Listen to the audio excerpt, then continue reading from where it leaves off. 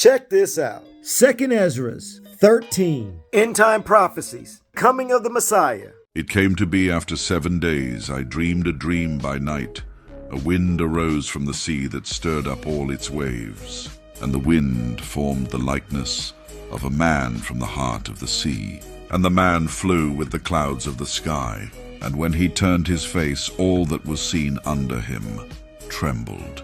And whenever the voice went out of his mouth, all those who heard his voice burned as the earth melts when it feels fire. And after this, a crowd of men without number was gathered together from the four winds of the earth to overcome the man who came out of the sea.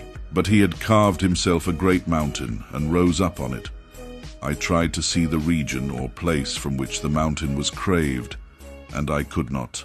And after this, all those who were gathered together to overcome him were very afraid, and yet were bold to fight. As he saw the violence of the crowd that came, he neither lifted up his hand nor held a sword nor any weapon of battle.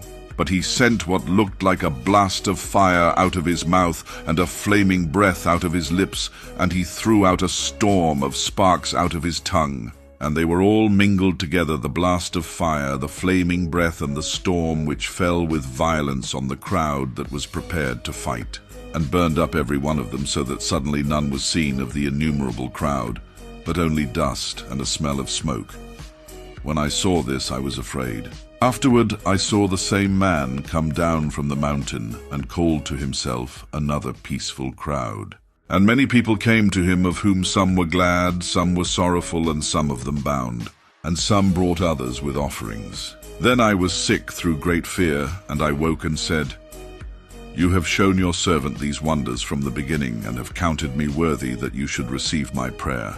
Now show me the interpretation of the dream also.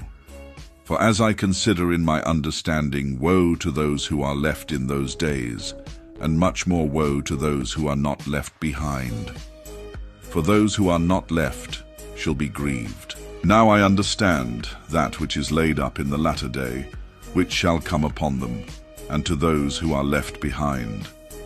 Therefore they have come into great danger and much distress, as these dreams declare. Yet it is better for he who is in danger to come to these than to pass out of the world as a cloud and not see that which shall come to be in the last days."